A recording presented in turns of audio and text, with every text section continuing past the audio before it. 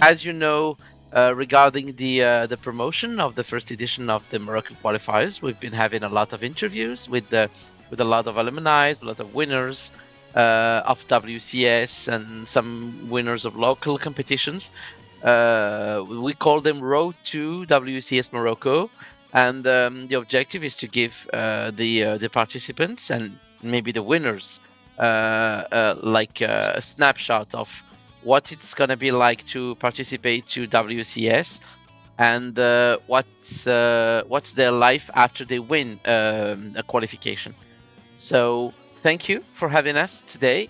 We are honored, Thank you for having me. and we are very happy to have you. I will ask some questions. We have also Tihal with us. She will also ask questions. Let me first begin with asking you the first question. So, can you briefly present yourself? Maybe talk about your Moroccan roots, so we can be proud of that. Your achievements and your cosplay specialities. Well, my name is Sahar. I go by the name of SEDNOBIS online for my cosplay work. I've been cosplaying for, I think, about 17 years now, of which 11 years participating within WCS as a participant or as an alumni. Yeah, like my parents both are Moroccan. They're both from Shoushouen, so my roots are mostly there. Yay! Though sadly I haven't been in a while, so I hope to go back soon. Yeah, my cosplay specialty is mostly fabrics. I'm very bad at armor. Also, personally, don't really like working with armor. Like, I like creating things from fabrics, wigs to style them, yeah, thinking of performances. So I'm more like a fabric / stage all-rounder than All right, armor. all right. Can you tell us about your achievements? I have been cosplaying since 2008.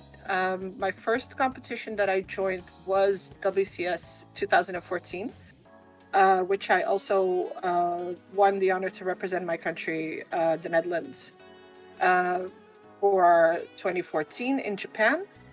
I also won 2015, so I went back again to represent the year after that.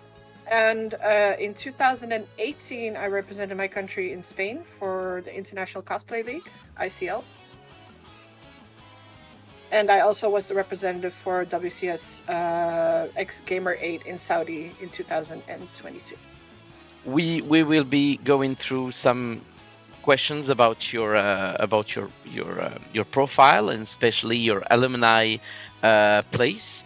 Can you tell us what it means to you to become a WCS alumni, and maybe how did it change your cosplay journey or maybe your personal life? Becoming a WCS alumni was something I really loved that it happened. The alumni program started in 2015 as a trial basis, and 2016 as an official program. So I've been there from the start of the program until what it is today.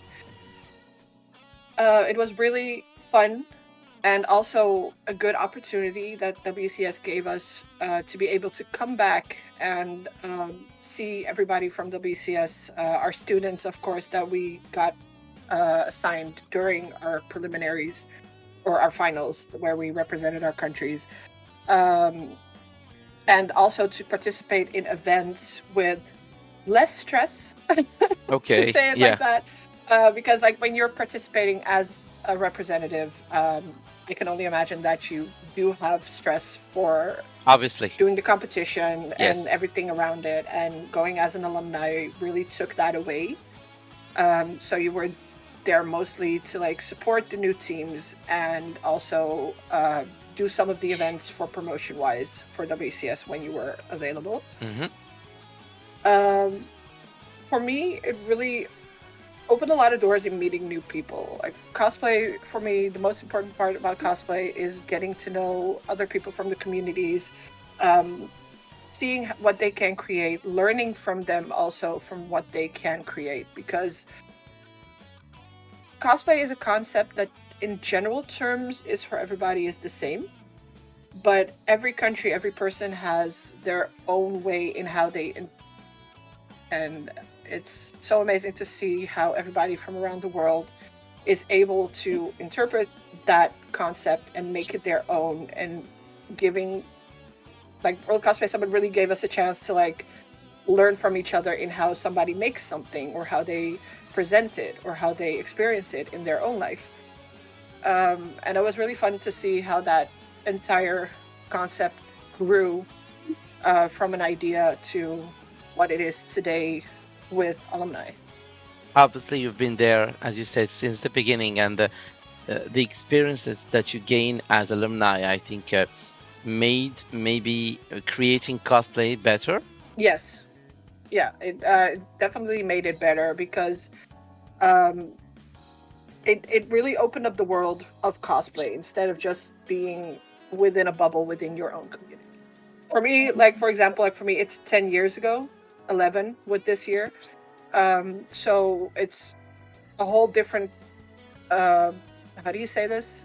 It's like a whole different reach that you have in comparison with social media now, in what there was in 2014 or 13. Yes, obviously it's not the same, and obviously the way that you have been working on your cosplay, and will be showing some of your pictures with your authorization, of course, with the video, that are really amazing. And I think most people will recognize that the fact that you become alumni also gives you importance and insight, like the in your country. I want to say, like, as a representative, you get invites, and you show your cosplays in a way that is now different because you're an alumni, right? I do have to say it really depends on the person, because some alumni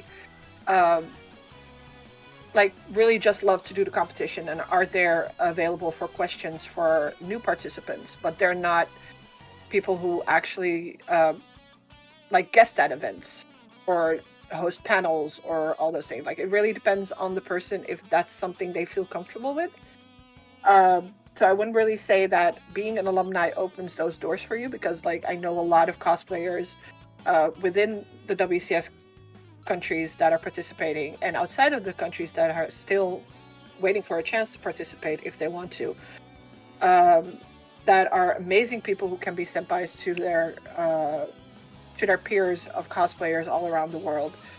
So I wouldn't really say that it opens doors for you, but it does give you a pool of people who are hopefuls to become WCS participants, who you can eventually, if you want, be a teacher to. Right. Thank you for your answers. I will let Tihal ask you the next question. So, as an alumni of WCS, what are the conditions to be selected and participate in the program in Japan, and why are not all alumni chosen? In the past years, there was a limit of the amount of people that they could accept. But it wasn't, as far as I know, because like the years that I've participated, I have not heard anybody really be declined as an alumni. It's mostly because you will have to pay for your own flight. You got hotel rooms for the days that you were working, which put a limit on the amount of alumni, which usually was about 20 people that could join. And we never really reached that full capacity. We had people who were full-time alumni who were there during the whole stay of WCS. We had part-time alumni who were on vacation in Japan and decided to help out for like finals or a different event that we used to have, like Meiji Muda or Brass. I do know that since last year they changed it, so now it's open to everybody who is willing to join. Okay, that's nice. But the limit that they have as far as I know at this moment, is the amount of people who can judge the alumni award. And that's mostly because, like, if you have 40 alumni, it doesn't really help if you need 40 people to like discuss who the one winner for the award will be. So they will select randomly which alumni will be able to like judge those awards. So it doesn't really have conditions. It's just randomly chosen within the alumni that join. And if it's less than the amount that they are allowed to add for the judging, then all the alumni can judge for the alumni award during finals. All right. So regarding your alumni chosen, actually, what kind of activities or responsibilities do you usually take? I think maybe before or after or during the competition. Before the competition, it really depends on how the alumni is within their community. Like if it's a big community, for example, if you have like the US community or the Asian community, like depending on if you have China, like the bigger countries, you can have communities that don't interact. So it really depends on how they are within their community. Now, I know that the US community is a very tight-knit, even though the country is very big.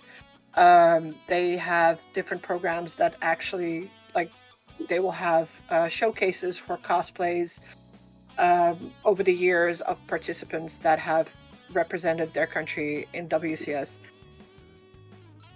So before, it really depends. Like for me and within our country, we have alumni that help with the questions that the hopefuls have for prelims.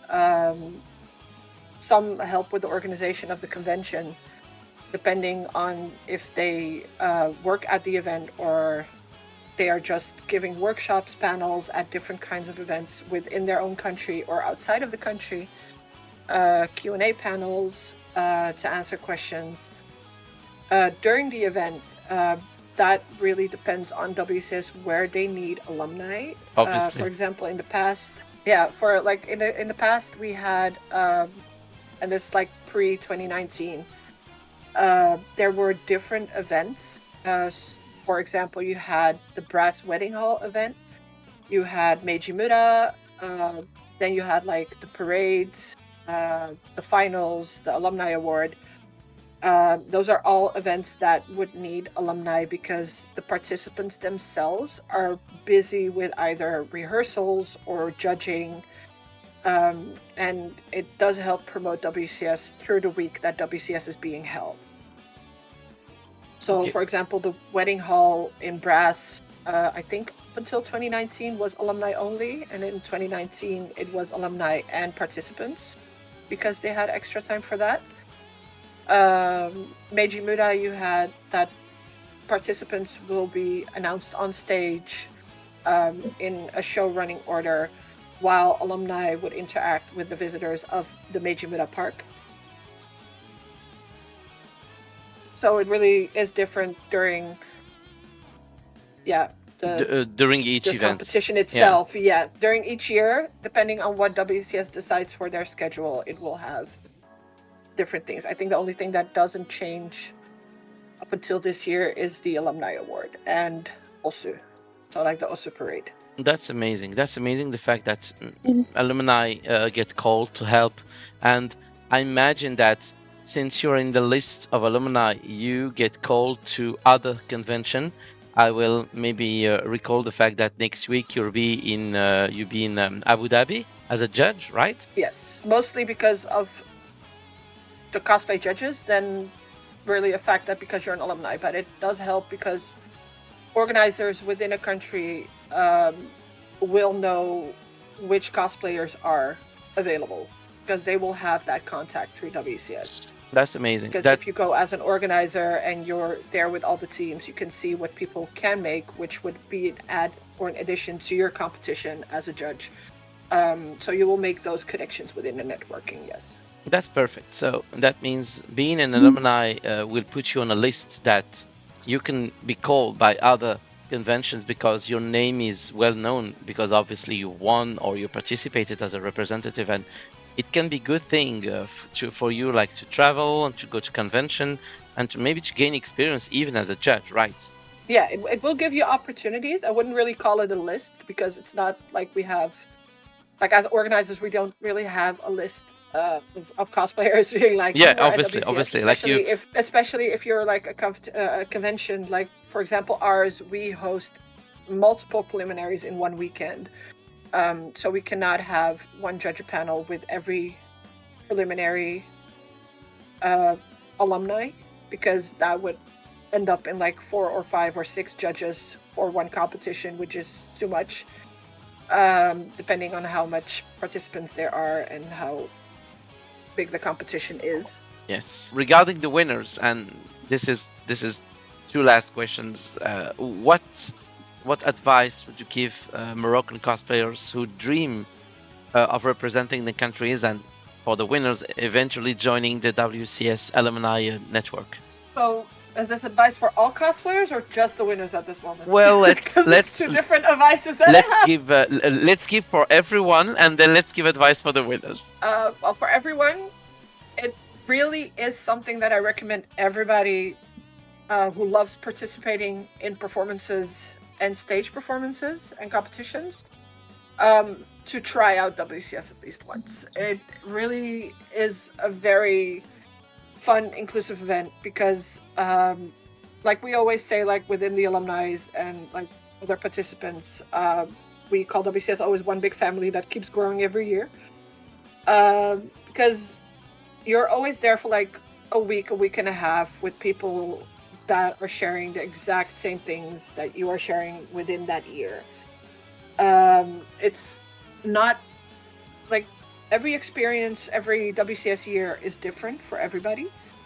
But your group that you will have that year, 9 out of 10 times, they will be friends for life. Like they will be people, like it's family that you'll have in another country.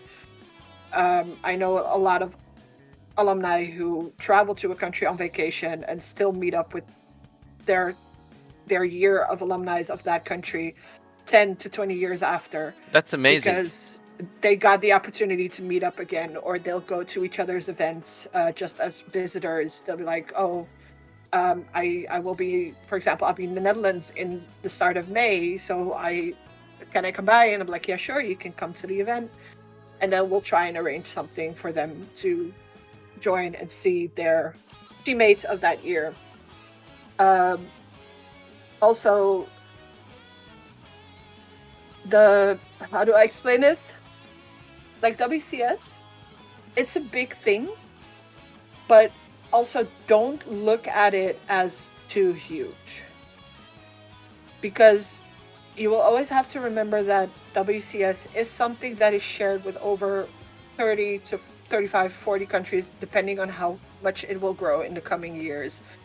And you are there, like in my opinion, personally, from what I experienced over the years, like you are there to tell a story. That is the whole point of your stage performance. It's not a walk on, walk off. So like having showy costumes is pretty, it's amazing. Craftsmanship is important, but it's also important to find somebody who you want to participate with, who you trust on that stage. One last question, if you don't mind. Yes. We talked about the cosplayers that's gonna participate. You were talking about the one that we're going.